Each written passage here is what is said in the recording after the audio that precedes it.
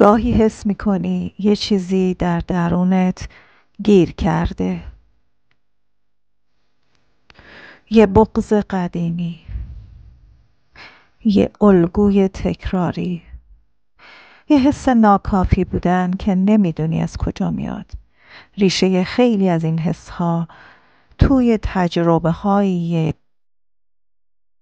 که کودک درون ما از سر گذرانده، زخمایی که شاید فراموش شدن اما هنوز دارن زندگی امروز ما رو شکل میدن. میدونم فکر کردن بهش سخته، چه برسه به این که بخوای بهش دست بزنی. اما تا کی میخوای اجازه بدی اون کودک زخمی فرمون زندگی بزرگسالی تو رو دستش بگیره؟ گروه درمانی التیام زخم‌های کودکی مرهم جان یه فضای امن و بدون قضاوت تا با هم به این ریشه ها نگاه کنیم، جایی که بالاخره میتونی شنیده بشی و اون بار سنگین رو زمین بذاری.